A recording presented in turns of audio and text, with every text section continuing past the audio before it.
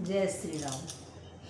आइ हम एलहुँ हन काज के बात लऽ कऽ जे काज जेनाकि घरेलू काज होइ छै या कोनो ब्राह्मण भोजन सब भेल तऽ दू चारि गोटे मिल कऽ जे काज करै छै से वला बात।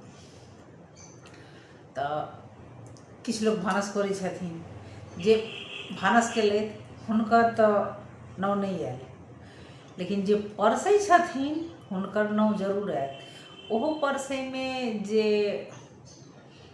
जेनाकि महिला खाइ छथि तऽ से वलामे नहि, जतऽ पुरुष पात खाइ छथि ताहिठाम किछु लोक बनायल केओ आओर, आ जकरा नहि अपना सबके मिथिलामे एगो फकरा यऽ जे कधैली मीरा आ मार पसैली हीरा, से वला बात भऽ जाइ छै।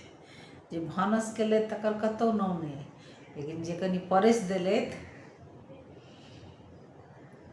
कतेक हिनका फुर्ती छनि, ई सबके खुआ दै छथिन आ एना केलथि ओना केलथि। मतलब बहुत लोक होइ छै जे खूब लट लट छट छट जकरा कहल जाइ छै से। आ किछु लोक भेल जे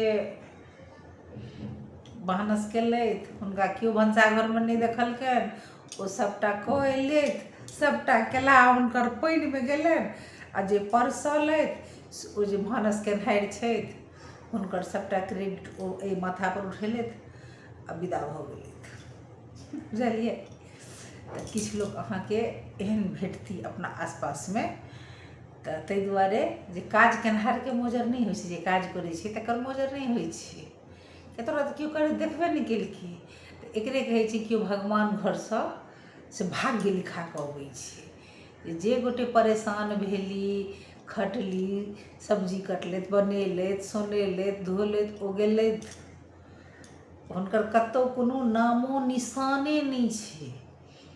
आ जे अएलथि ओ 10 गोटेके, हाँ ई लेकिन ई टैलेंटके बात होइ छै, ई सब नहि कऽ सकैए, सब बुते नहि भऽ सकै छै।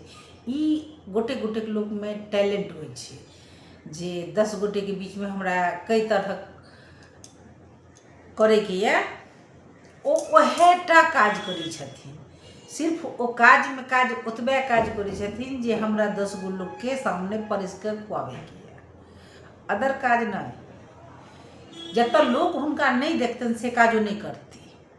आ किछु लोक एहन होइ छै जे ओ सबटा काज कऽ आयल, ओकरा केओ देखलक नहि जे ओ काज, किएक तऽ ओकरा एहिमे लिखा जाइ छै ने जे ई कोनो काजक नहि छै।